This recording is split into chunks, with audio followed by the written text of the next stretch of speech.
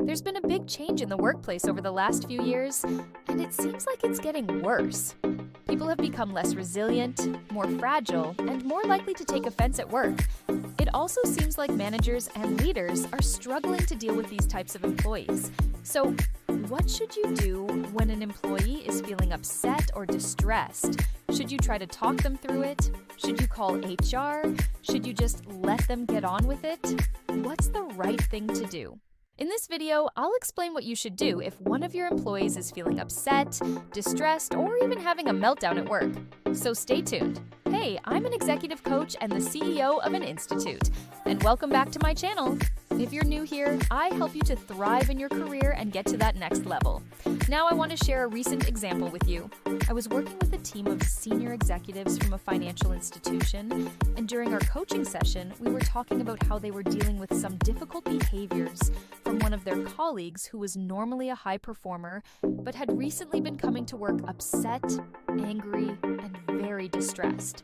They explained to me that he would argue with everyone, he would lash out and swear at people, he would throw things around and generally make a mess of what used to be high-quality work. They told me that they didn't know what to do. They felt like they were walking on eggshells around him. Performance was slipping and it was creating a toxic environment. They asked me whether they should confront him, speak to HR, or just leave him alone. Now, you may have found yourself in a similar situation where you have an employee who is upset, angry, or distressed, and it's affecting their performance and the performance of the team. So, what should you do? Let's start by looking at the most common reasons why an employee might show up to work in a distressed state. The first reason is stress outside of work. Most people think that stress only comes from work, and that's not true. Stress can come from anywhere in our lives, and work becomes the unwitting casualty. For example, relationship breakdowns, arguments with family members, money worries, caring for elderly parents, caring for children, and so on. Whatever the reason, the bottom line is that work becomes the place where people go to escape their problems. However, this doesn't make it any less stressful for the employee. The second reason is that the employee could be going through a major life transition. These transitions don't always have to be positive. Sometimes a promotion can be a major shock and cause someone to feel stressed. A change in living arrangements, a wedding, a birth of a child. All of these events can be major life transitions which can cause a lot of stress. Again, the key point is that this stress isn't necessarily caused by work, but work becomes the unwitting casualty. The third reason is that the employee may have mental health issues. This can be situational, for example, burnout, or it can be long-term, for example, anxiety or depression. And the final reason is that the employee may have a personality style that makes them more fragile. Some people are naturally more fragile than others, and they need more support and more management. You'll often find these people are millennials or Gen Z, but there are also some personality types such as the highly sensitive person who need more support and more management. So, what should you do if you have an employee who is constantly upset, distressed, or having a meltdown at work? Here are 5 things that you can do. Number 1, check in. You can't assume that someone is happy just because they're quiet. You can't assume someone is fine just because they're busy. We live in a culture that often equates busyness with productivity and importance. But that's not always the case. Someone can be really busy and still not be well at all. Being busy is usually seen as a good thing, but sometimes busyness is a way to hide the fact that we're struggling. So the first thing you should do is check in with your employee to see if they're okay. Start by asking open-ended questions such as, "How are you? How are things going for you? Do you want to talk about anything?" If you sense that something is wrong, or they tell you that something is wrong, then ask specific questions such as, "Is everything okay at home? Is there anything going on that you'd like to share with me? Have you spoken to HR about this? Or I noticed that you haven't been yourself lately. Is everything okay?" And then listen actively to what they say, without interrupting, without judging, without offering solutions or fixing. Just listen. Number 2, be empathetic. Empathy goes a long way. People want to be understood.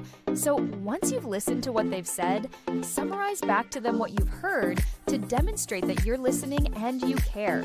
You might say things like, "That sounds really difficult. I'm sorry you're going through this. That must be really stressful." By acknowledging their feelings and letting them know that you understand, you'll build trust and they'll be more likely to open up to you in the future. Number 3, offer support.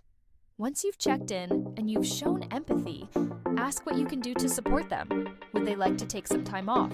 Do they need help with their workload? Would they appreciate a flexible working arrangement? Would they like you to introduce them to someone else who could potentially help? Think about what you can do to ease their burden, even if it's just to listen. Let them know that you're there for them. Number 4, set boundaries. It's important to set boundaries. Don't let them unload all their personal problems onto you. You don't want to become their therapist. Also, don't allow them to take their bad mood out on other people. Make it clear that while you're happy to help and be supportive, their behavior towards others is unacceptable. Let them know that you're happy to support them through this difficult period, but they need to get a grip on their emotions. Be firm, be clear, but be kind. Number 5, encourage them to seek professional help. If their problems seem too big for you to handle, then encourage them to seek professional help. If they're struggling with their mental health, suggest that they speak to their GP or to a counselor. Remind them that there are resources available to help them. Let them know that you care about them and you want them to get the help they need. Now, depending on the situation, you may decide to involve HR. For example, if their behavior is affecting the team or their clients, or if you feel that their problems are too big for you to handle on your own. Remember, you're not a mental health professional, so you shouldn't feel responsible for fixing them. Your role is to support them, encourage them to seek professional help, and ensure that their behavior is not negatively impacting the team or the business. So, to summarize, if you have an employee who's upset, distressed, or having a meltdown at work, check in with them, be empathetic, offer support, set boundaries, and encourage them to seek professional help. Now, I'd love to hear from you. What's the most challenging situation you faced where you had an employee who was struggling? What did you do? Did it work? Leave a comment below. And if you found this video helpful, please hit the like button because that helps me to spread this content to more people. And don't forget to subscribe so you never miss any of my videos. Thank you so much for watching. I'll see you in the next video.